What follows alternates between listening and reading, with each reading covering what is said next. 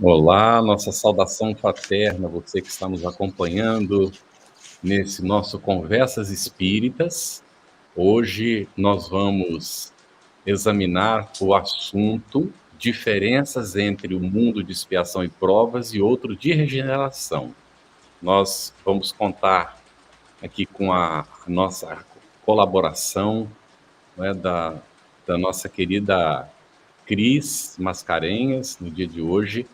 Ela é colaboradora voluntária do Centro Espírita Sem Fronteiras, do projeto Escutatória e também do NEP Brasil.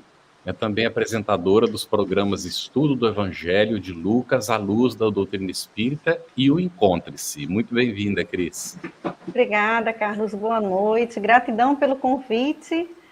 Venho assim na condição de aprendiz junto de vocês, viu? É um prazer, uma honra e uma alegria sempre estar no trabalho, né, do Cristo, já rogando para que Ele nos ampare. Isso, estamos todos aprendendo juntos, né? Graças a Deus.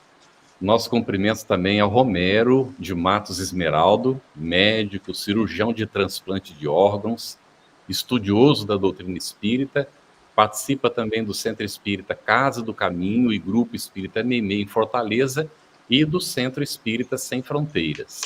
Nossa saudação aí, Romero, bem-vindo. Muito obrigado, Carlos, Cris, Fernanda, boa noite a todos. Mais um prazer imenso estar aqui com vocês, nessas conversas espíritas que está começando a deslanchar, que é um produto do nosso Centro Espírita Sem Fronteiras. É uma satisfação imensa aprender, como diz a Cris, aprender com vocês. E é sempre uma satisfação estudar o Evangelho e a doutrina espírita de uma maneira geral. Muito bem, nós contamos hoje com o apoio técnico da nossa querida Fernanda Vienskoski, que faz a produção do nosso encontro de hoje. Ela vai selecionar as perguntas dos participantes e então nós vamos convidar a Fernanda para a nossa prece inicial. Boa noite a todos, boa noite, Carlos, boa noite, Cris, Romero, amigos queridos do coração. Boa noite a todos vocês que nos acompanham pelo Facebook do SESF, pelo YouTube do SESF, pela Mansão do Caminho, entre outros canais que estão transmitindo a nossa live ao vivo. Vamos então agora nos conectando pelo coração nesse momento, nos unindo. Agradecemos essa oportunidade de estarmos juntos aqui para estudar os seus ensinamentos, Pai, nos conectando com os nossos mentores, com os mentores do SESF, com os benfeitores e nossos protetores individuais, buscando a sintonia com o alto, pedindo, Pai, inspiração para os participantes, para os convidados, mediadores, para que todos nós possamos ter um momento de luz, de aprendizado, que os nossos corações sejam tocados, assim como os nossos lares, nossas famílias, que possamos reter essas vibrações e, principalmente, Pai, que possamos sair desse encontro mais inspirados, mais determinados, e que possamos identificar todas as oportunidades para colocar em prática o que aqui aprendemos nessa noite de hoje. Fique conosco, que estejamos numa perfeita sintonia com todos. Obrigada, Pai, que assim seja. Assim seja. Assim seja. Os nossos agradecimentos à Fernanda, ela vai nos acompanhar agora desde os bastidores, dando suporte aqui ao nosso encontro, né, para que ele seja possível. Com certeza. E nós contaríamos hoje com a Nani Mendonça, a nossa querida Nani, mas ela deve ter tido algum problema técnico muito sério e não pôde conectar conosco. Mas aí você que está nos acompanhando pela primeira vez já sabe que, na verdade, nós trabalhamos sempre em 4 pessoas. Hoje é que nós estamos em 3, tá bem? Nós temos um outro técnico também que não está conosco hoje, que vai fazer provas amanhã. Tomara que ele consiga passar numa prova dessa para ter um emprego e ter mais liberdade de estar aqui conosco, que é o Renato Oliveira. Bem, então, nós queremos agradecer essa oportunidade aqui, não é? Você está nos acompanhando. Hoje nós vamos ter o nosso segundo Conversa Espíritas. Esse é um encontro mensal, por enquanto, toda sexta-feira, na terceira sexta-feira de cada mês, às 20 horas, no horário de Brasília. E nós, então, vamos ter nesse Conversa Espírita, nessa primeira fase, como tema principal, rumo ao mundo de regeneração. E hoje nós vamos conversar especificamente sobre diferenças entre o mundo de expiação e provas e outro de regeneração. Nós esperamos que você, que está nos acompanhando aí pelas redes sociais, nos envie seus comentários, suas perguntas sobre o tema. Nós vamos priorizar as perguntas que estejam relacionadas com o assunto. E agora, se houver essas perguntas diferentes, possivelmente elas possam ser encaixadas em estudos futuros, se a gente for tratar, né, do assunto. Nós queríamos agradecer muito hoje também a FEB TV, a FEB TV, FEDF TV, a TV Mansão do Caminho, que estão retransmitindo a nossa Conversas Espíritas. Então, a partir de hoje, faz a retransmissão, nós agradecemos muito. Se você está acompanhando por alguma dessas TVs, a nossa saudação fraterna a você também. Bem, nós vamos iniciar então, Cristiane, nossa primeira pergunta, enquanto nós aguardamos as perguntas dos internautas. Na questão 931 do Livro dos Espíritos, Allan Kardec pergunta ao Espírito de Verdade: por que são mais numerosas na sociedade as classes sofredoras do que as felizes? E recebe a seguinte resposta: nenhuma é perfeitamente feliz, e o que julgais ser a felicidade muitas vezes oculta pungentes aflições. O sofrimento está por toda parte. Entretanto, para responder ao teu pensamento, direi que as classes a que chamas sofredoras são mais numerosas por ser a terra lugar de expiação. Quando a houver transformado em morada do bem e de espíritos bons, o homem deixará de ser infeliz aí, e ela lhe será o paraíso terrestre. Agora, nesse sentido, nós perguntamos, você poderia nos explicar o que seriam as provas e as expiações na visão espírita? Obrigada, Carlos, pela pergunta. A provas e expiações não é uma invenção da doutrina espírita, sempre existiu. Então, nós vemos lá no Primeiro Testamento, tem um salmo muito bonito de Davi, o 139, que diz assim: sonda-me, ó Deus, e conhece meu coração, prova-me e conhece meus pensamentos. Então, para eles, no sentido bíblico, digamos assim, o que é a prova? São as situações diárias, as dificuldades, os obstáculos do dia a dia. E nesse contexto, Deus está testando a fé e o caráter, né, através das provações, mas já entendiam que não eram um abandono de Deus, pelo contrário, era um amor de Deus para nos fortalecer. E a expiação, eles já entendiam também que era um ato de reconciliação, ou seja, havia uma falta que teria que ser sanada, né, pela eliminação de um pecado, usando os termos, né, da Bíblia. Então, no Antigo Testamento tinha essas expiações, sacrifícios, ofertas com esse fim. A doutrina espírita, ela vai muito mais além, ela aprofunda, ela explica, ela fala desse processo, dessa depuração, do arrepender, expiar e reparar, fala de uma vida futura, da imortalidade, então a importância para o nosso progresso, das provas e das expiações, né? Então, a prova, especificamente, ela nos tira da inércia, ou por alguma desobediência, ou por uma preguiça mesmo, mas ela tem o objetivo de nos fazer progredir. Joana de Ângeles, inclusive, ela diz o seguinte, que nos momentos de calmaria, nós devemos estar atentos, vigilantes, porque temos uma tendência a manter o status quo. Então, queremos nos quedar ali, quando está tudo bem, mas as provas vêm justamente para tirar a gente, né, dessa inércia.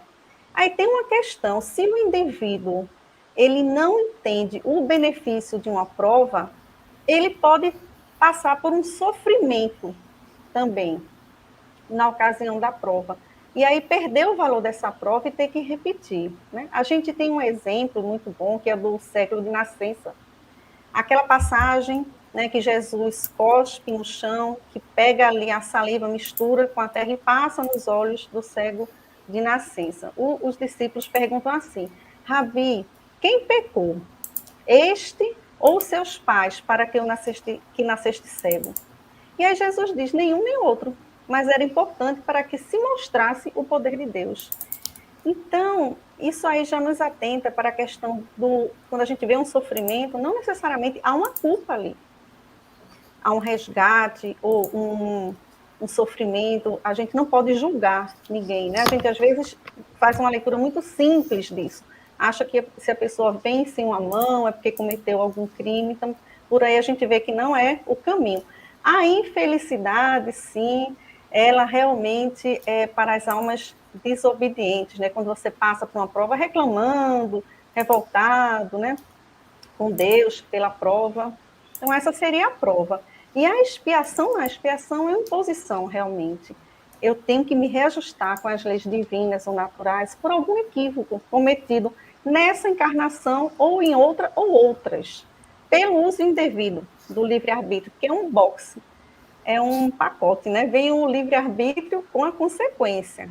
Então, a lei de causa e efeito vai agir aí, suspende temporariamente, né, a liberdade da gente, mas que também é o amor de Deus, é a misericórdia, para que a gente não se comprometa mais ainda, para conter a gente naquele equívoco que a gente vinha, para a nossa felicidade. É uma ação reeducativa, digamos, uma pedagogia divina, né? Se a gente tomar o exemplo também do cego, se fosse uma expiação, talvez se ele viesse com a visão perfeita, o que ele poderia fazer, como ele poderia enxergar o mundo. Então, era para evitar maiores problemas, né? E o Kardec diz o seguinte, que o resultado do que fazemos nos espera mais adiante sempre, né? No sentido da expiação, se a gente for dar um exemplo assim, tem uma historinha que é de um discípulo que pergunta o que é providência divina para o Rabino. E aí o Rabino diz, sobe na árvore e você observa lá o que vai acontecer, mas você não pode interferir. E aí vem um homem, toma água, fica embaixo da árvore, né, na sombra, e esquece o alforje dele, esquece a bolsinha com as moedas. E aí vem um segundo homem, faz a mesma coisa, toma água, vai para debaixo da árvore, acha a bolsa, pega e vai embora. O discípulo não pode interferir, não pode fazer nada, né? Aí o terceiro vem, toma água, vai para baixo da árvore. Quando está indo embora, chega o dono da bolsa com uma autoridade da justiça e pergunta, cadê o dinheiro? E ele diz, não, eu não peguei nada, eu não vi nada. E aí eles batem nessa pessoa, né? Batem nele de uma maneira muito violenta. E aí o discípulo desce da árvore e pergunta ao Rabino, né? Mas, Rabino, que providência divina é essa? Quanta injustiça, né? Eu vi lá de cima. E o Rabino explica, olha, o primeiro homem que perdeu a bolsa, ele tinha comprado um juiz para arquivar uma prova de uma dívida que ele tinha que pagar. O segundo era o homem que era credor, que deveria receber essa dívida. Aí ele pergunta, mas e o terceiro, coitado, do mendigo que apanhou? Era um mendigo. Aí ele diz, era o juiz. Então, é uma metáfora, mas que explica aí a isenção de Deus, né, que ele não está punindo, que tudo é regido pela lei de um pai amoroso. E aí o que nós vemos é que o problema não é exatamente a expiação e a prova, mas é a falta de segurança no que vai acontecer, o medo, né, a fragilidade. E o medo vem junto com a emoção, que é a falta de confiança. Então, se a gente tem muito medo, é falta de confiança em Deus, né? Então, acima de tudo, a gente precisa realmente entender esse processo de cura espiritual, da expiação e da prova. E o nosso mundo realmente tem mais infelicidade porque a maioria temos muito que resgatar, né? Expiações e provas. Muito Verdade, bem. Cris. Gente, boa Bem-vinda, noite. Nani. Tá, boa noite. O que ocorreu foi um problema técnico, uma pane total aqui. Foi o que eu disse. Faltou luz aqui no meu problema prédio. Técnico com a Nani. Isso, mas tanto que eu já estou aqui pronta, já estava pronta há muito tempo, só que ocorreu de falta de luz no meu prédio. Tá então, certo. Mas graças a Deus ela voltou. Graças a Deus voltou. Nani, nós estamos, nós fizemos a primeira pergunta, não é, para a Cris. Então, dá seguimento, né? Nós temos agora para o Romero. Isso, então a gente só inverte, não é? Isso. Boa noite a todos, boa noite aos companheiros que eu já estou vendo aqui acompanhando. Um beijo especial para a nossa Cris Guedin, que eu já vi aqui. Saudações, querido Romero, Cris. Eu estava ouvindo a explanação tão assim, tão assertiva, tão clara. É verdade, Cris. A expiação, ela não significa de forma alguma um castigo de Deus. A expiação é, assim como as provas, mas sobremaneira a expiação tem esse caráter restaurador, renovador. É a oportunidade de se realinhar. É a terapia divina. Mais do que um castigo, não é? A expiação é um convite a essa, é uma oportunidade, não é nem um convite, porque a expiação, quando ela chega já nos colocando na situação do reparo, é da lei, não é? Aquilo que nós desalinhamos, aquilo que nós desajustamos, seja em nós mesmos ou nos nossos irmãos, nós teremos que reparar. Então, a expiação é a cirurgia divina. Muitas vezes é a UTI divina, não é, meus irmãos? Nos ajudando a nos realinhar, nos reajustar para a nossa própria libertação. Então, querido Romero, nessa esteira, né, na esteira dessas reflexões, a gente vai trazer aqui uma passagem que está lá no Livro dos Espíritos, Mensagem de Santo Agostinho. A Terra está classificada no mundo de provas e expiações, diz Santo Agostinho. Esteve material e moralmente num estado inferior ao que está hoje, e atingirá, sob esse duplo aspecto, um grau mais avançado. Você poderia descrever o que seria um mundo de provas e expiações? Quais seriam essas características desse mundo de provas e expiações? Acho que não é muito difícil de escrever, não é? Não, não é muito difícil. Basta pensar na situação da Terra. Nós sabemos que a Terra é um mundo de provas e expiações, e basta analisar a situação da civilização terrena, considerando-se que ainda se encontram entre nós raças selvagens, e nós temos tribos e mais tribos e mais tribos no Brasil todo, mas especialmente na Amazônia. Nós temos tribos realmente selvagens ou ainda quase que semi-civilizadas na Austrália, que são os aborígenes, né? Então sempre tem essas raças que são resquícios, né, daquele mundo primitivo em que o espírito está recém-saído da infância espiritual. Já passou aquela fase pior de embotamento, agora está saindo da infância espiritual. Tem as raças semi-civilizadas, que são geralmente uma continuação dessas raças selvagens que alcançaram certo grau de desenvolvimento, algumas delas, inclusive, chegam mesmo, algumas pessoas, a ter um desenvolvimento intelectual idêntico ao das classes, das regiões civilizadas. Então, esses são os principais. Depois, né, tem o que é que nos diz? Que uma superioridade da inteligência, né, indica que esse espírito já viveu mais, aprendeu muito mais. Então, mostra que nosso mundo não é um mundo primitivo. Nós já avançamos a algum grau. Mas, por outro lado, existem espíritos em provações e expiações severas que fazem com que esse seja um mundo de provas e expiações. Por isso que Santo Agostinho diz que esses espíritos que estão nessa condição são espíritos que ele chama exóticos da Terra.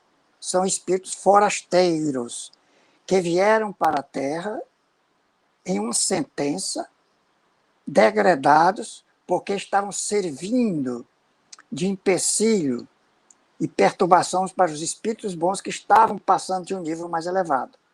Então, eles vêm para o mundo aptos a recebê-los, mas com o objetivo também de fazer com que essas raças que estão aqui progridam pela própria inteligência, a intelectualidade inata que eles trazem, embora ainda com muitas imperfeições graves que necessitam ser sanadas e necessitam ser vencidas, né?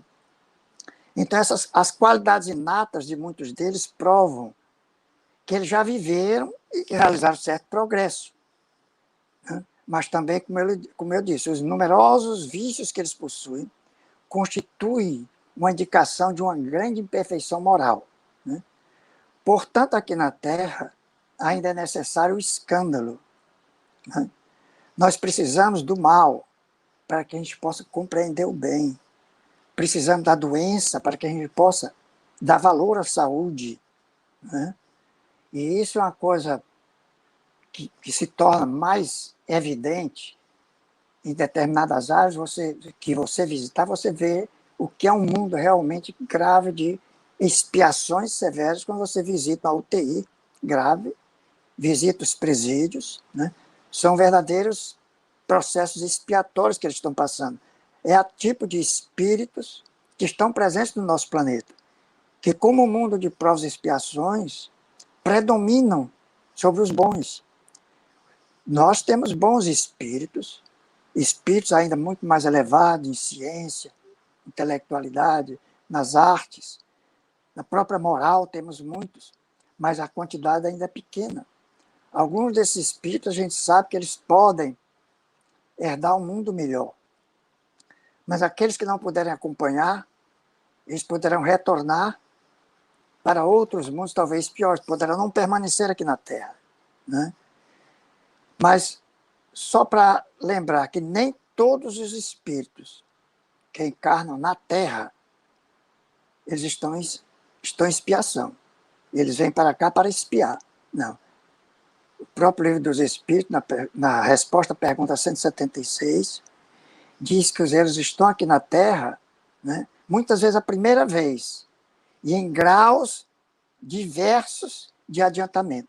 Então você tem espíritos que está aprendendo, vem para aprender, que está aprendendo desde as fases mais iniciais, tem espíritos em provações severas, e tem espíritos que estão aqui também para nos ajudar, ou que vêm de outro planeta porque não obtiveram lá o que aqui tem condições de obter.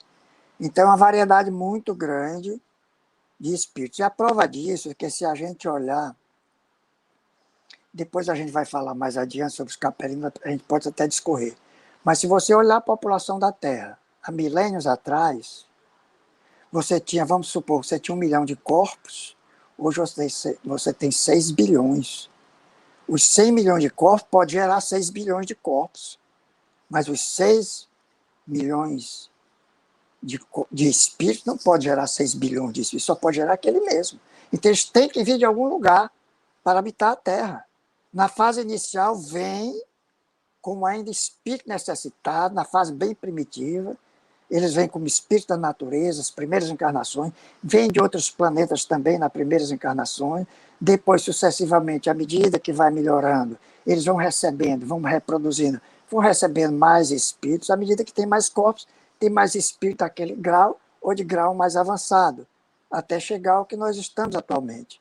Então, ainda atualmente tem espírito que provavelmente ainda tenha chegado recentemente em provas e expiações, mas que da agora em diante provavelmente não mais terá lugar isso, porque nós já estamos querendo nos livrar disso.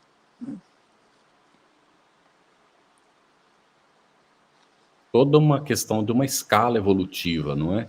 Isso está no capítulo 3 do Evangelho segundo o Espiritismo, quem quiser consultar, sobre a questão da pluralidade dos mundos habitados. Então, tudo está dentro de uma perfeita justiça divina. Não há discriminações, não há perseguição gratuita, nem nada disso. Isso acontece entre nós que somos inferiores, mas tudo isso é comandado, não é, por Jesus, que é o governador do planeta, e que está velando pelo nosso bem. Ele disse que nenhuma das ovelhas que o Pai confiou a ele se perderia. Então, todos nós, mais cedo ou mais tarde, despertaremos, inclusive os indivíduos mais dedicados ao mal do semelhante, vão despertar algum dia e também se encaminharão no sentido da solidariedade, da compreensão. Nós vamos avançando, não é? E vamos entendendo isso com o tempo. Como a Cris colocou, tudo que acontece tem sua razão. Naquela simbologia ali da carteira, né, da carteira que o indivíduo deixou embaixo da árvore. Então, tudo se encaixa dentro da lei divina. Nós que vemos apenas um lado, não entendemos.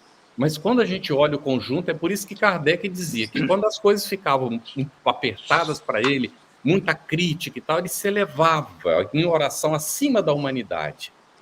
E de lá ele olhava o conjunto e se serenava, confiante no amparo da espiritualidade superior, porque tudo vai se processando, vai se transformando ao longo do tempo. Então, muita confiança, não é, dentro desse processo e com muita tranquilidade para a gente poder entender as coisas. Nós queríamos só fazer aqui uma referência, nós temos pessoas de vários lugares participando, não dá para falar todo mundo, mas vamos fazer apenas algumas citações. Olha, nós temos a Marlene Tax, lá do Rio de Janeiro, nós temos também a Luziane Bahia, que é lá da Bahia, que trabalha conosco no Sem Fronteiras. Nós temos a Eva das Dores Farias, que é lá de Bagé. Ixi, nós temos bastante gente aqui conosco, só citando alguns. A Márcia Vasconcelos, lá de Docinópolis, São Paulo. Nós temos o Edmar Vienskoski, que é marido da Fernanda, que está em Houston.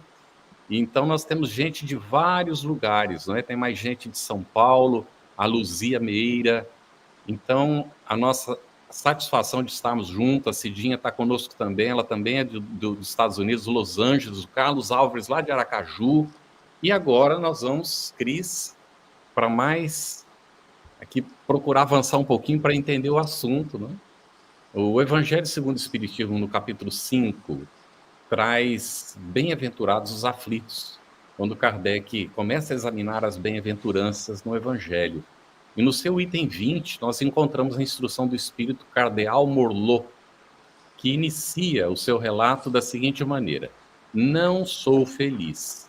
A felicidade não foi feita para mim, exclama geralmente o homem em todas as posições sociais. Então não é porque é rico que o indivíduo é feliz na Terra. Há muita ilusão quanto a isso. Isso, meus caros filhos, e nem sempre porque a pessoa está numa situação que parece de inferioridade social, ela é infeliz, não é? Então, isso, meus caros filhos, diz, prova melhor do que todos os raciocínios possíveis a verdade desta máxima do Eclesiastes. A felicidade não é deste mundo. Vamos lá. Considerando que o nosso planeta ainda apresenta muitas características de mundo de expiação e provas, pode o ser humano ter uma vida feliz aqui na Terra, apesar do que disse o Cardeal Morlot? A felicidade é para todo mundo, né? Não é para alguns, realmente. Todos somos filhos de Deus. Bom, nós vemos aí as bem-aventuranças que Kardec até ele compila, né? Nesse capítulo ele põe os perseguidos, os injustiçados e os aflitos. As bem-aventuranças, aí já mais ou menos responde, as bem-aventuranças são promessas do Cristo, de Jesus. Ele coloca condições para a gente acessar esse reino, né, de felicidade de Deus que está dentro de nós. E aí Jesus fala de um tempo futuro.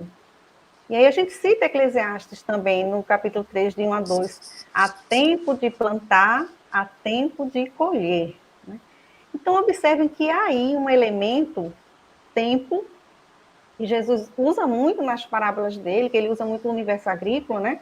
Então, tem aquele período que requer o quê? Uma espera. Que pede o quê? Paciência, calma, confiança, fé, perseverança, resignação, exige tudo isso, inclusive a esperança. E aí a gente pergunta, em que tempo estamos, então? No de plantar ou no de colher? Na situação que nos encontramos atualmente, né? Jesus já disse também, meu reino não é deste mundo. Qual é o problema? Nós temos uma visão materialista. Então, o nosso olhar sempre é para as coisas materiais e para uma única existência. Nós precisamos fazer um esforço para mudar essa perspectiva, para olhar do ponto de vista espiritual e imortal, da imortalidade, né? Então, nós realmente julgamos que sejam felizes por conta desse olhar material. Aquelas pessoas que têm uma abastança financeira, o que é rico, a gente acha que o que tem saúde aparente, porque a gente sabe que a saúde não é simplesmente a ausência de doença. Nós achamos que o que mora em tal país é mais feliz, o que é casado, o que é solteiro, enfim, qualquer ponto de vista, né? Mas nós não sabemos das lutas alheias das lutas internas de cada um, daquelas que são invisíveis, que só a alma poderia sentir. As tristezas, as dores, as depressões, as decepções, as frustrações, as amarguras, mas assim também as alegrias, né? Então, todos no mundo, de uma certa forma, sofrem. Porque, observe, nós estamos na segunda categoria da classificação de Kardec, Mundos de Expiações e Provas, de 5 categorias. Mundo celeste é o último. Então, nós estamos em mundos infelizes ainda, numa transição para um mundo de transição. E o mundo de regeneração é um mundo de transição. Então, sofremos. Agora, a questão é como a gente sofre. Como é que a gente suporta? A gente precisa suportar com coragem, para Deus poder agir. A gente precisa se colocar à disposição de Jesus. A gente precisa colocar sob a vontade de Deus. Porque a gente quer resolver as coisas sozinho, né? Sem consultar ninguém. Abrir esse espaço, através da oração, através da meditação, para que a gente possa ser inspirado, para que o trabalho da espiritualidade possa ser feito na gente, né? Porque não há fardos pesados em ombros, né, que não suportam. Então, logo, não é possível realmente ter uma felicidade plena nesse mundo, absoluta. Não, mas uma relativa. Podemos, assim, antever, desconfiar, né? Ver, assim, a felicidade de um mundo celeste de maneira desfocada, sem muita cor, né? Quando a gente está, pelo menos, em alguns momentos, em consonância com a lei de Deus, com as leis divinas, quando a gente está alinhado, quando a gente tem a paz do dever cumprido, podemos experimentar uma relativa felicidade. Os sofrimentos são amenizados com isso. Então, no Evangelho segundo o Espiritismo, é perguntado assim, o quanto é possível ser feliz na Terra? É possível, de alguma maneira, nesse sentido, né? Agora, de que felicidade estamos falando? Aí, lá na Gênese, aqui, no capítulo 18, os tempos são chegados. Que tempos são esses? Quando é esse tempo? Aí diz o seguinte, que toda vez que a humanidade está madura para subir mais um degrauzinho, como disse Romerinho, são os tempos chegados. Sempre vai ter tempos chegados. Mas nós estamos bem presos à matéria. Então, todo progresso depende de conquistas para alcançarmos isso. Já conquistamos no âmbito da inteligência, trazendo ciência, tecnologia, conforto. Mas, mesmo assim, vivemos nos sentindo vazios, meio infelizes, cansados. Por quê? Porque somos espíritos em experiência na matéria. Não somos matéria, não somos o corpo, somos o espírito, né? Então, fica faltando para essa felicidade a questão espiritual. No livro, No Rumo do Mundo de Regeneração, de Divaldo Pereira Franco, de Manuel Filomeno de Miranda, doutor Divaldo Pereira Franco, ele fala da hora da depuração. Essa hora da depuração, em que não estamos mais satisfeitos só com as questões materiais, já não nos preenche. Nós precisamos elevar o sentimento. A hora agora da purificação é do sentimento. Destruir tudo que superexcite, o orgulho e o egoísmo da gente também, né? Ultrapassar essa questão da inteligência, que nós já estamos bem desenvolvidos, e praticar, efetivamente, começar a praticar caridade, fraternidade e solidariedade. É uma tarefa... Muito bem, Cris, excelente. E a gente pode, até analisando, assim, o avanço da psicologia, a psicologia aqui da Terra, não é? Fazendo uma aproximação dessa psicologia com a psicologia espírita, trazida por Jesus, né, o divino terapeuta, a gente pode aprender a cultivar o estado de presença nas coisas simples da nossa vida. Então, muitas vezes, nós não conseguimos ser felizes exatamente devido a esse hiperfoco no trágico, nas notícias ruins, essa ansiedade de acúmulo, essa visão ainda que nós temos que, para sermos felizes, nós temos que acumular, temos que ter. E aí, esse momento é um momento de grande reflexão, também sobre o que é ser feliz e o que precisamos para sermos felizes, não é, amigos? E cultivar esse estado de presença na própria vida é muito importante, não é? Para ver coisas simples, prestar atenção na natureza, na família, nos afetos, cultivar a simplicidade que traz paz, com a consciência tranquila que estamos fazendo melhor, a gente consegue ter uma felicidade relativa, não é? Como a gente aprende no Espiritismo. E então, vamos lá, meu querido Romero, é para você agora. Quando a gente pega o livro A Caminho da Luz, do benfeitor Emmanuel, através da psicografia de Francisco Cândido Xavier, no capítulo 3, As Raças Adâmicas, lá está revelado o seguinte: há muitos milênios, alguns milhões de espíritos de um dos orbes da capela, que guarda mais afinidades com o globo terrestre, atingira a culminância de um dos seus extraordinários ciclos evolutivos. Alguns milhões de seus habitantes, lá de capela, todavia, perseveraram no mal, dificultando a consolidação das penosas conquistas daqueles povos cheios de piedade e virtudes. Foram, então, esses que perseveravam no mal, afastados daquele mundo e localizados no nosso orbe Terra. Por que razão, Romero, os capelinos exilados vieram para um planeta como a Terra? Por que para a Terra?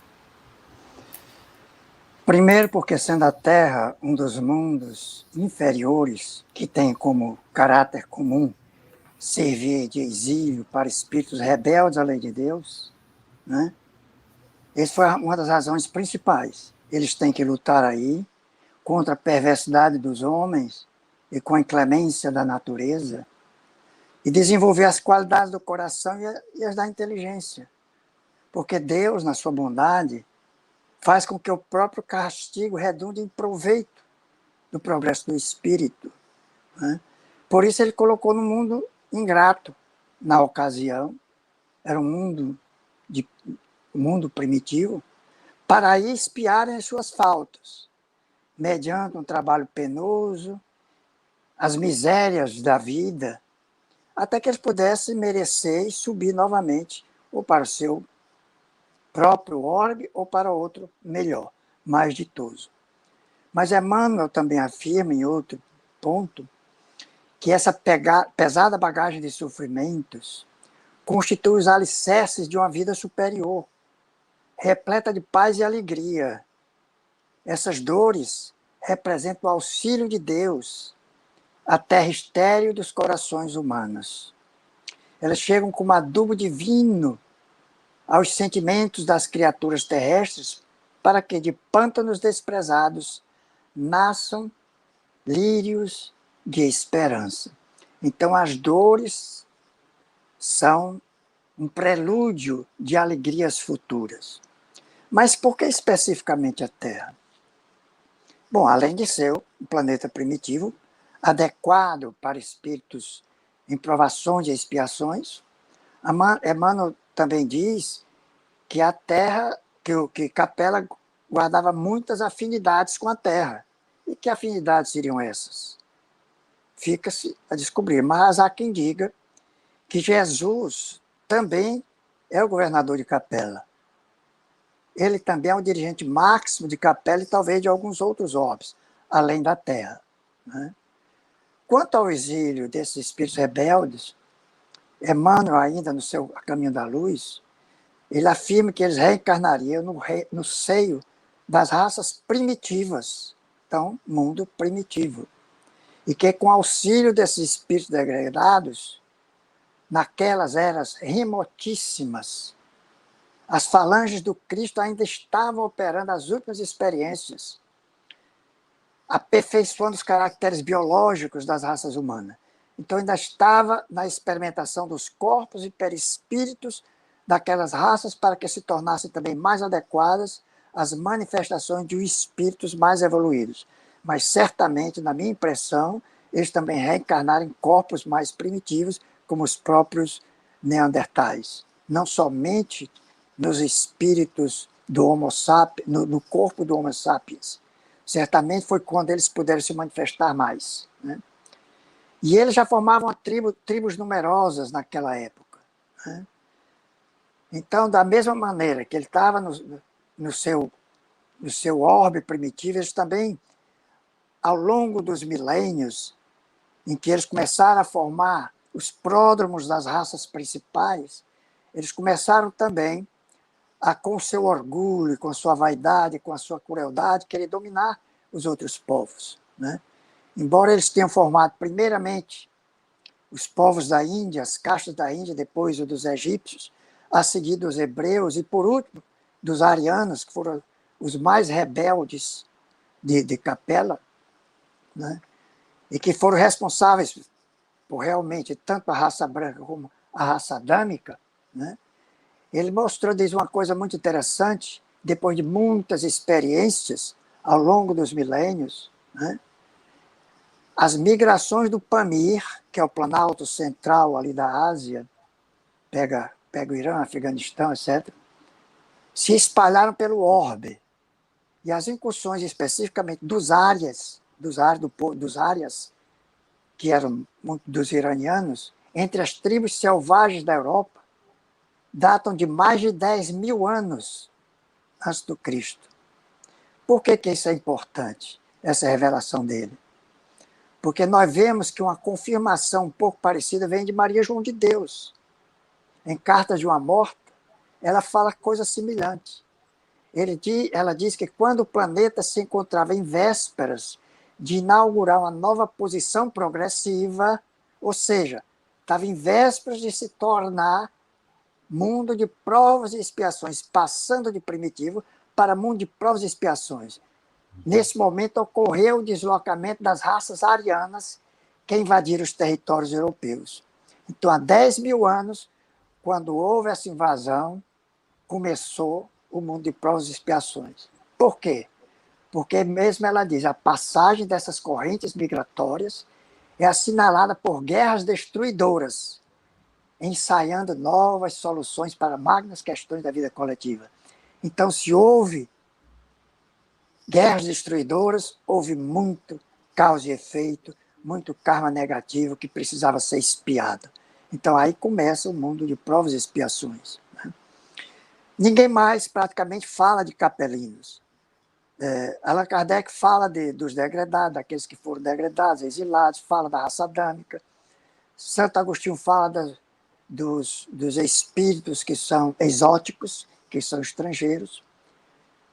André Luiz fala também um pouco da raça adâmica, ninguém cita capelinos, mas o espírito áureo, talvez até em concordância com Emmanuel, ele fala nos degradados de Capela, mas ele diz uma coisa interessante. Ele diz, quando Sírios, aqui já estamos em outro orbe, da constelação do Grande Cão, atingiu a posição de mundo regenerado, muitos espíritos orgulhosos e rebeldes que lá habitavam foram transferidos para a Capela, da constelação do Cocheiro, que na ocasião era um mundo de provas e expiações. Os que se redimiram, ao longo dos milênios, regressaram em sua maioria para Sírios, ou se incorporaram às coletividades capelinas. Porém, numerosas entidades de poderosa inteligência, mas de renitente coração, que não apenas perseveraram na sua rebeldia, mas lideraram legiões de seguidores de suas loucuras e crueldades, foram novamente degradadas quando Capela alcançou o estágio de mundo de regeneração. Elas foram banidas para a terra, onde foram recebidas e amparadas pelo Cristo. Então vocês vejam que a segundo exílio deles, de Sírios para Capela, de Capela para a terra, e alguns espíritos dizem que muitos deles novamente serão exilados para mundos primitivos, para mundos inferiores, né? Então, isso é uma coisa muito interessante. Kardec, na Gênese Espiritual, fala sobre a raça adâmica. Ele diz uma coisa interessante, porque ele estava pensando mais em termos de tempo,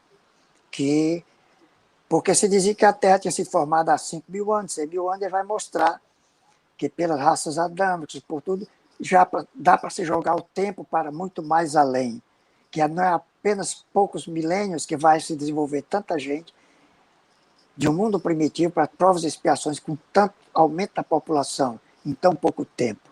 Então ele fala nesses degradados também e mostra que a Terra é muito antiga, né?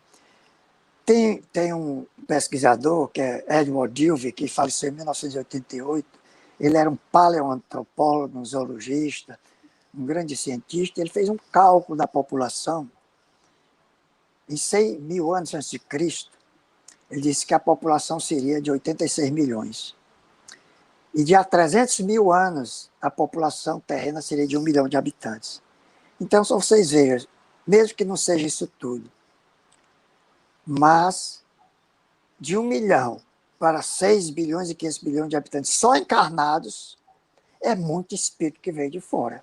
Então, provavelmente, não é necessário que nós que estamos aqui, que temos uma certa intelectualidade, dizendo, nós somos os capelinos que não conseguiram voltar. Não, podemos ser de outros orbes que não puderam voltar, que vieram aqui para serem redimidos, e nós estamos nos redimindo, com certeza, né? Então, é interessante esse ponto. Tem outro espírito que deu uma mensagem que eu acho muito bonita, foi João Evangelista. Tem a mensagem de João Evangelista de 1874. Você encontra essa mensagem no artigo de Pellicer, em que ele, no ciclo dele, o ciclo cristiano e espírita, porque eles eram padres, e eles faziam reuniões mediúnicas, e tinham muitos espíritos elevados que comunicavam. E João Evangelista deu a comunicação, né? É Roma e o Evangelho. E João Evangelista diz, de onde vieram estes homens novos no meio dos homens? A terra não lhes deu nascimento, porque eles nasceram antes dela ser fecunda. A humanidade não se transforma num dia, mas no decurso de séculos e séculos. No meio dos homens antigos da terra, eu descubro homens novos, meninos, mulheres e varões robustos. De onde vieram esses homens que nasceram antes da fecundação da terra? Os homens novos que vieram à terra para cumprir uma sentença. Eles vieram em cumprimento de uma lei e de uma sentença. Olham para os homens antigos da terra com orgulhoso desprezo, considerando-se indignos do seu convívio, e resolvem nos seus conselhos dominá-los e abatê-los. No paraíso, eles abusaram da mansidão e da simplicidade de coração dos seus irmãos. Na terra, abusarão da sua ignorância. Ontem, se julgaram superiores, e o seu entendimento foi confundido, e o seu orgulho humilhado pela justiça. Hoje, julgam-se de novo superiores, e serão confundidos no seu entendimento, e humilhados no seu orgulho.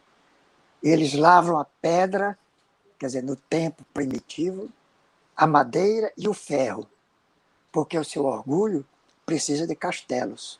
A sua sensualidade, retiros de prazeres, e a perversidade dos seus sentimentos, instrumentos de opressão e de morte. Vieram à terra como peregrinos e ficarão residindo nelas, porque construíram aí moradas para o seu coração e palácios para o seu orgulho. Vão e voltam, e tecem vestidos de vaidade para os seus corpos e túnicas de corrupção para as suas almas. Andam rastejando sobre as harmonias da criação, não para buscar nelas Deus e virtude, mas para acomodá-los aos gozos da matéria.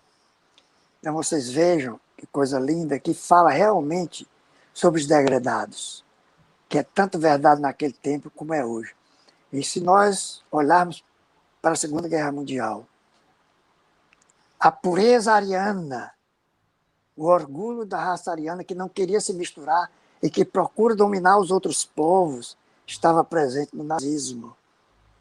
A pureza, o orgulho da raça ariana ainda tão patente.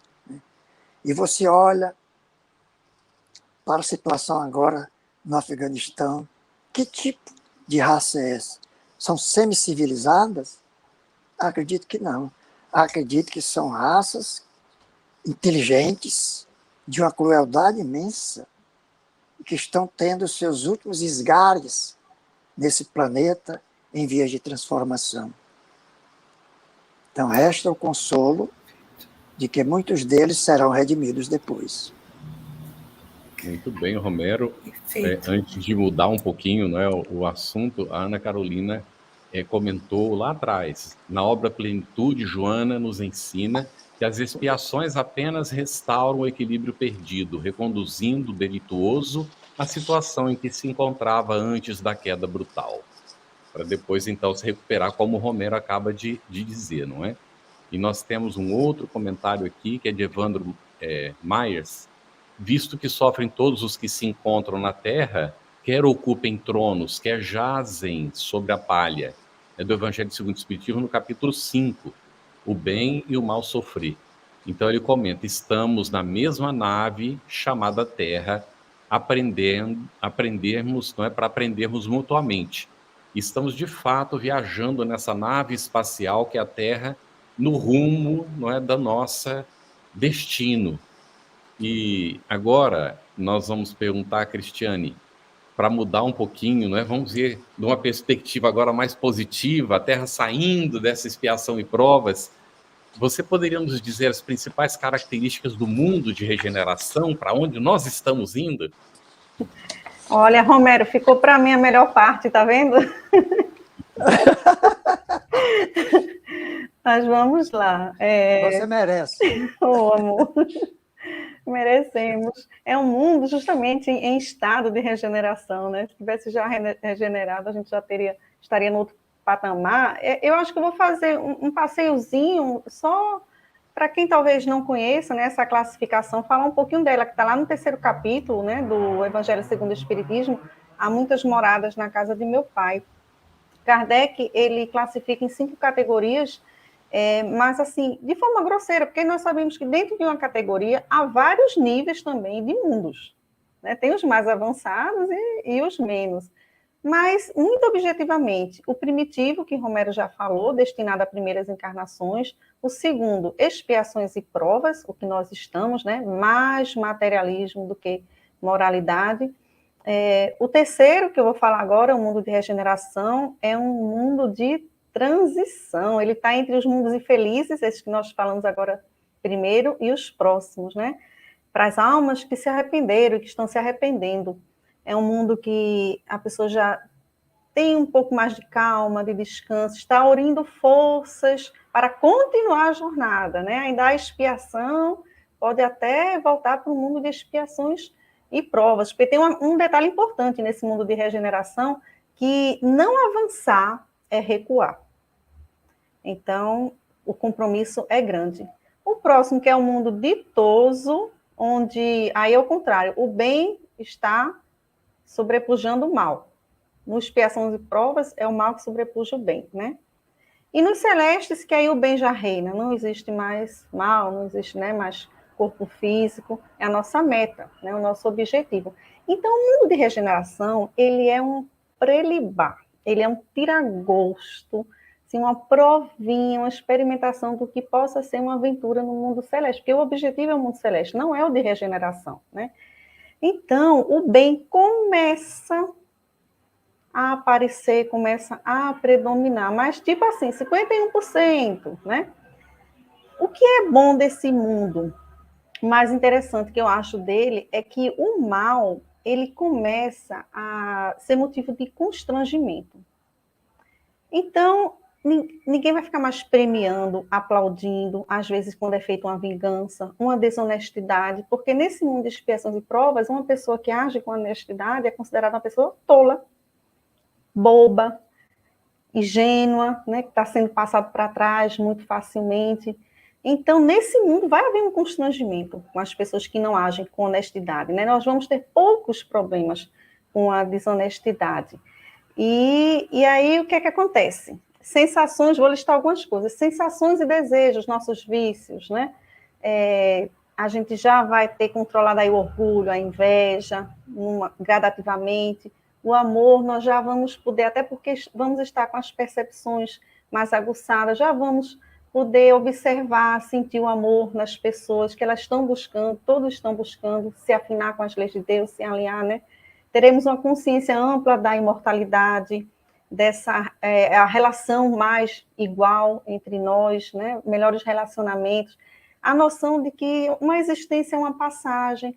Então, a morte, porque ainda tem corpo físico, ainda tem doenças não tão graves, e doenças que vão ter curas mais fáceis, mas ainda vai ter. Então, vamos encarnar, desencarnar, né? Ainda continua, mas já um respeito pelo meio ambiente também, né? Uma coisa importante nesse mundo de regeneração, que até está na Gênesis também, na partezinha lá do capítulo 18, Nova Geração, é que não tem uma profecia, Kardec não traz data, não traz nada, né? E o próprio Jesus, lá no sermão profético que está em Mateus, capítulo 24 ou 25, ou 26, eu não lembro agora exatamente, quem souber pode colocar aí no chat para ajudar, para facilitar para quem quiser consultar, mas Jesus diz até assim, porque é perguntado, quando serão chegados esses tempos? Quando essas coisas ocorrerão?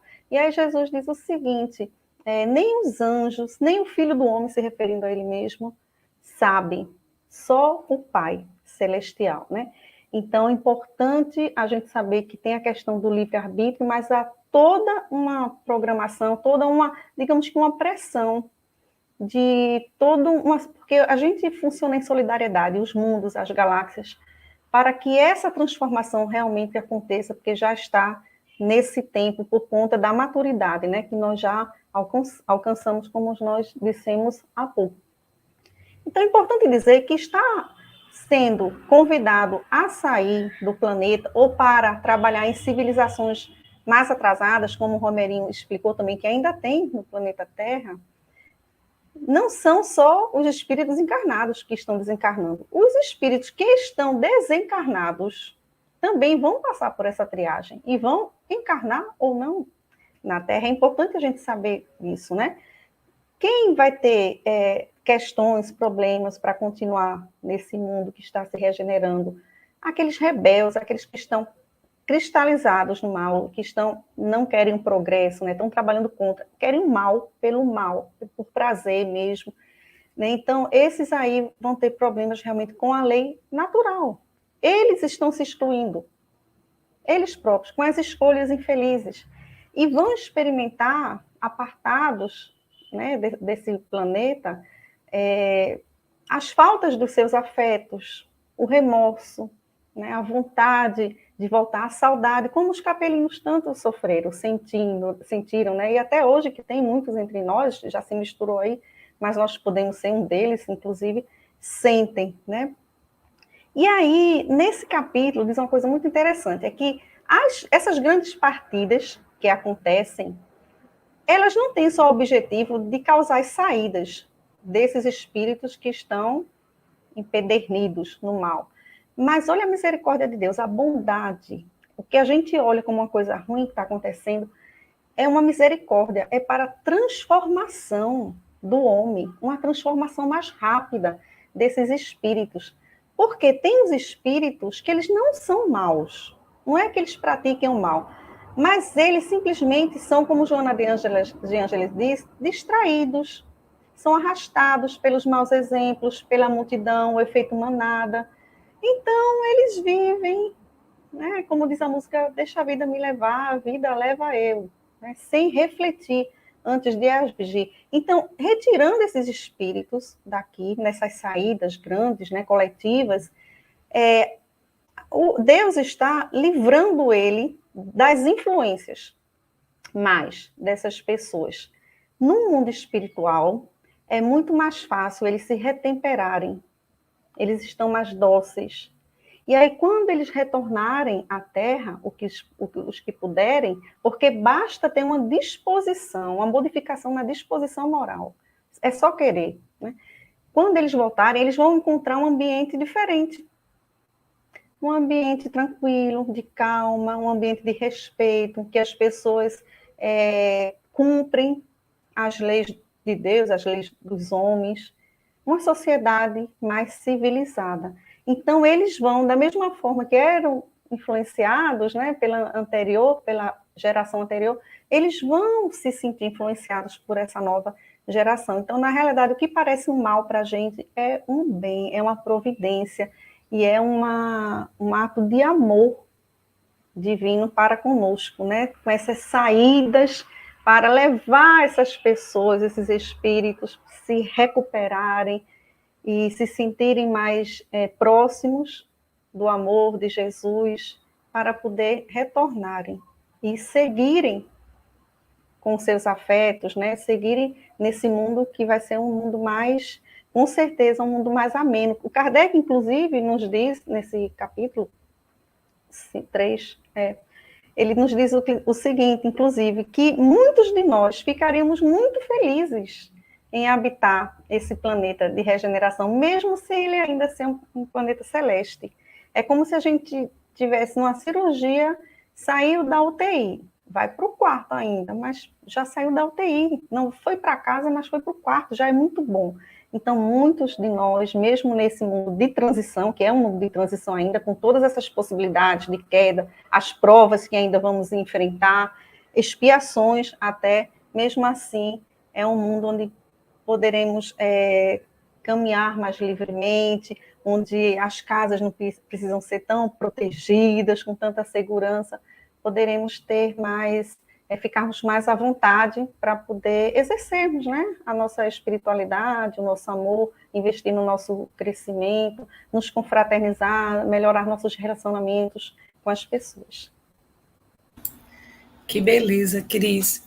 E assim, ouvindo você falar, me veio à mente uma cena que esta semana abalou profundamente meu coração.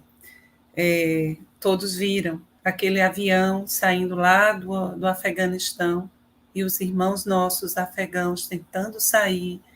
E essa cena tocou muito no nosso coração. E aí a gente, às vezes, pode ter essa sensação, meu Deus, estamos regredindo. Será que o mal ele está prevalecendo dessa forma? E aí, quando a gente escuta esses ensinamentos tão iluminados, tão esclarecedores que o nosso Romero trouxe, que você traz também assim de forma tão pontuada, tão clara, a gente se sente assim mais acalentado, não é? A gente não pode esquecer que é Jesus que é o governador do nosso orbe, e os seus prepostos e todos esses espíritos amorosos que estão trabalhando, né, para a transformação da Terra num planeta de regeneração, eles estão no leme, na condução. Então, a gente não pode se permitir desalentar diante dessa exacerbação do mal. Mas aí a gente ainda tem aqui uma questão para o nosso querido Romero, não é? A gente vai trazer uma reflexão que está lá no livro Caminho, Verdade e Vida. Nani, Oi? Nani, querida, eu podia completar uma coisinha? Rapidinho, um minutinho? A gente pode pensar que está tendo um caos, mas a arrumação da casa gera um caos. Isso, né? Cris. Gera uma desarrumação, gente trabalhando. Às vezes a gente tem que sair da casa para ir para um outro local, enquanto ela está sendo, olha aí, enquanto ela está sendo arrumada, né? A gente tem que alugar um outro lugar, né? Tem poeira, tem alergia, tem essas coisas. Então, não tem nada fora de ordem. Nada, porque Deus é onisciente. Ele é eterno, ele é perfeito. Então, está tudo caminhando como deve, né? A gente tem que mudar o olhar realmente e ter bastante coragem, fé, confiança nesse momento, né? Que beleza, Cris. Esse caos é uma questão de perspectiva. É de onde a gente vê, não é a nossa percepção. Que legal, minha amiga. E aí, então, Romero, lá no ano de 1948, a FEB vai lançar esse livro extraordinário chamado Caminho, Verdade e Vida, que faz parte da coleção que a gente conhece como Fonte Viva, do benfeitor Emmanuel, não é? Pela psicografia do nosso querido Chico, a quem devemos uma profunda gratidão. Lá no capítulo 141, intitulado Para os Montes. O autor espiritual ele vem tecer comentários sobre 2 versículos do sermão profético, conforme Mateus, capítulo 24, versículo 16. Nessa mensagem, Emmanuel faz reflexões importantes sobre a postura do ser humano que enseja, que deseja habitar um planeta de regeneração. E aí, Romerinho, o que é que você tem a dizer sobre essa mensagem de Emmanuel, sobre essa advertência, meu amigo? Pois não, só lembrando, essa advertência do sermão profético, que está no capítulo intitulado A Grande Tribulação de Jerusalém, diz, nesse capítulo 24, versículo 16, então os que estiverem na Judéia fujam para os montes. Né? E Emmanuel diz que, pelo termo Judéia, nós devemos entender a região espiritual de todos que, pelas suas aspirações íntimas, se aproximam de Jesus para a suprema iluminação. Então, essa é a Judéia, a região espiritual. Né?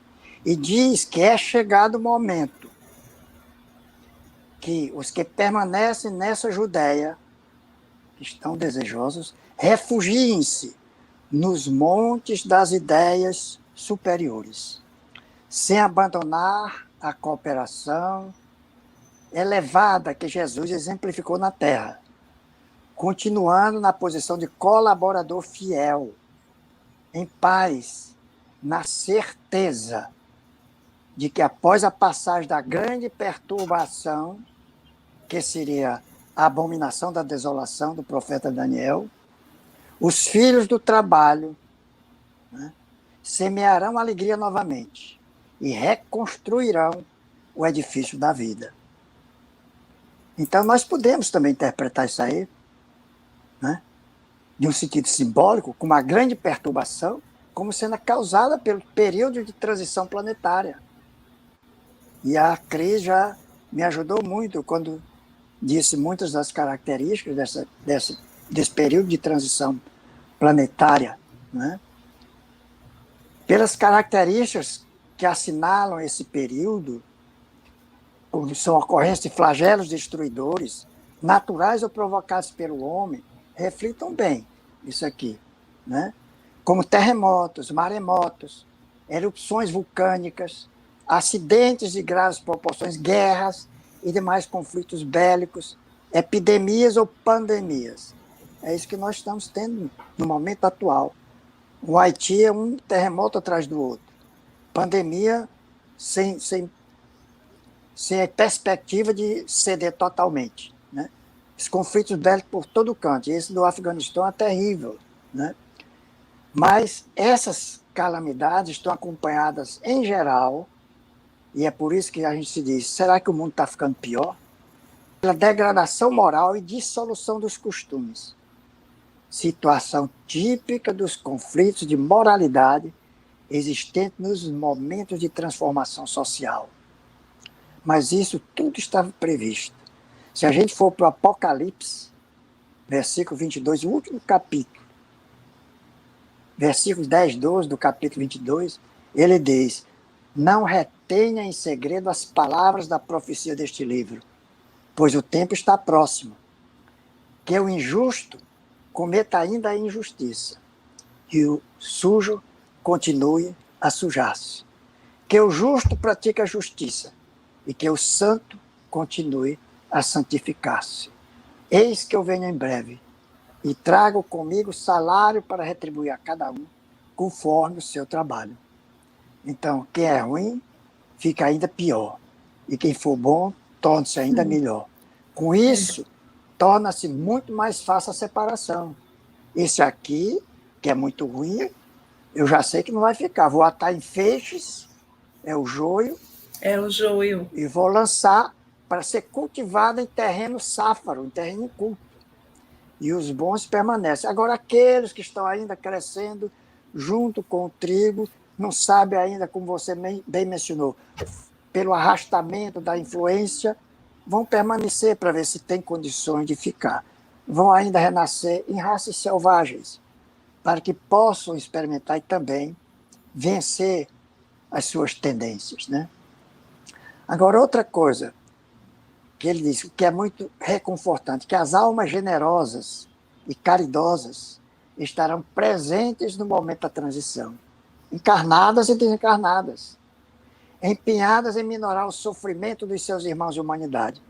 Como nós temos visto a solidariedade, né? Como nós temos visto a beneficência sendo distribuída mais largamente nesses momentos de crise, né? Mas, em compensação, por outro lado, surgirão os aproveitadores de todo tipo, como os hackers com seus golpes, os golpes por via internet, os roubos, etc. E eles são semelhantes a aves de rapina, que se alimentarão do sofrimento presente do planeta. E aí está de acordo com o que Jesus disse. Onde estiver o cadáver, a corrupção, aí se ajuntarão os abutres. Então isso é muito característico. Então essa época atual, como bem disse Allan Kardec, nos tempos são chegados, é de transição. Então os elementos das duas gerações se confundem e nós assistimos a partida de uma, com certeza a gente sabe alguns que irão. E a chegada da outra. E que cada um já se assinala no mundo pelas características que eles são próprias. Quem são as que chegam? As ideias são inteiramente opostas.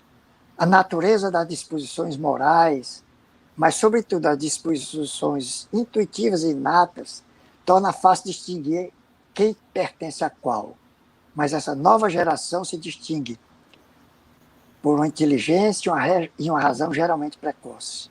Mas, sobretudo, um sentimento inato do bem e das crenças espiritualistas.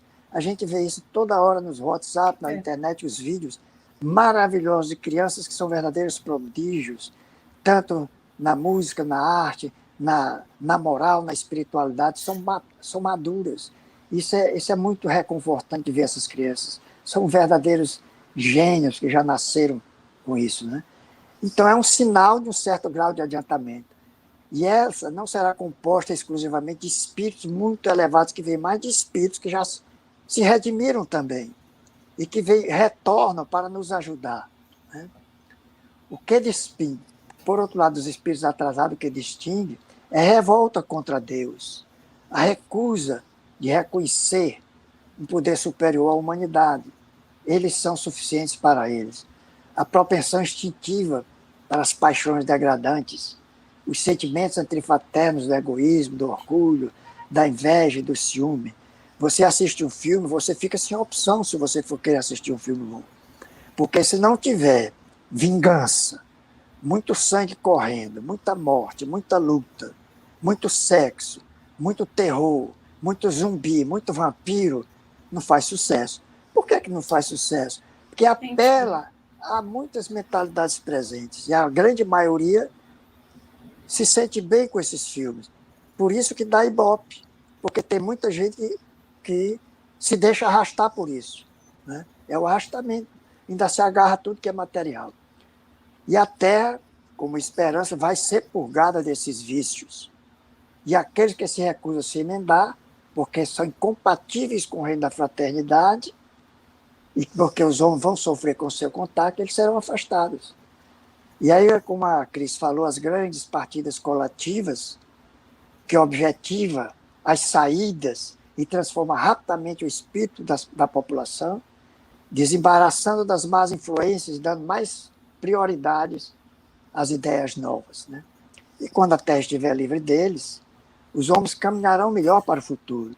E nesse mundo de regeneração também não vai ter as aflições, as angústias pungentes das expiações, né? Não será tão severo, porque você errará menos, e portanto você não terá muitas expiações. Será o fim do velho mundo governado pelos preconceitos, pelo orgulho, pelo egoísmo, pelo fanatismo. E aí esse velho mundo, é como Jesus disse, quando o evangelho for pregado por toda a terra, será então que o fim chegará, o fim desse mundo, né? Então essas são as nossas expectativas, né, para um futuro melhor. Que beleza, meu amigo, que beleza, não é? Esses ensinamentos. Veja que a gente deve ter esperança, que o nosso coração... Viu, Carlos? Sim, Nani, em função do tempo, nós vamos encaminhando para o fechamento maravilhoso que o Romero colocou. Exatamente.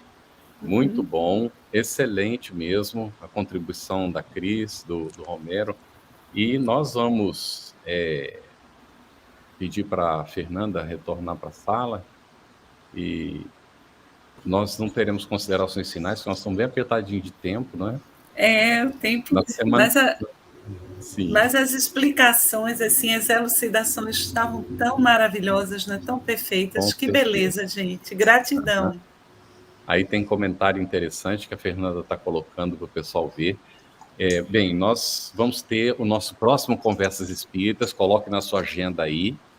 Vai ser na terceira sexta-feira de setembro, dia 17 de setembro. Nós vamos tratar do tema sobre a condição da Terra, nesse momento em que vai adentrando a regeneração. Então, vamos ter a participação de Elane Cap e de Samuel Magalhães. São duas pessoas com muita experiência, trabalhadores do movimento espírita.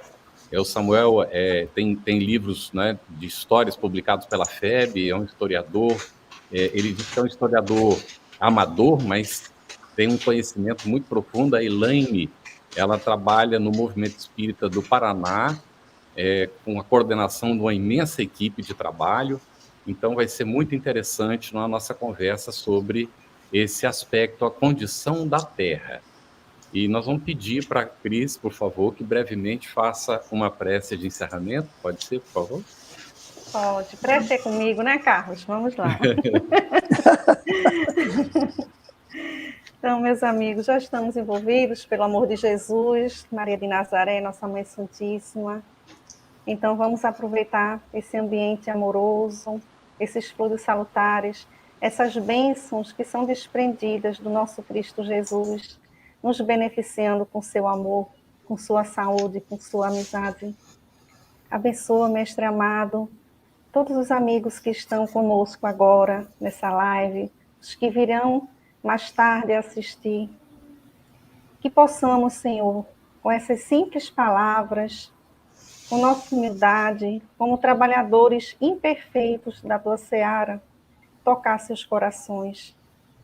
Que essa sementinha possa crescer, que essa sementinha possa se tornar o que Jesus conhece de todos nós, que daremos frutos. Nos ampara, Senhor, nesse momento, para que nós, especialmente como espíritas, sejamos aqueles que mantenhamos a calma, a tranquilidade, que possamos esclarecer, consolar, dar esperança nesse momento, seguir confiante, que possamos dar o nosso testemunho. Gratidão por esse momento, por essa oportunidade, ser conosco agora e sempre. Assim seja. Assim seja. Assim seja. Nosso abraço fraterno para você que nos acompanhou. Muito obrigado pela atenção. Boa noite a todos. Boa noite. Boa noite.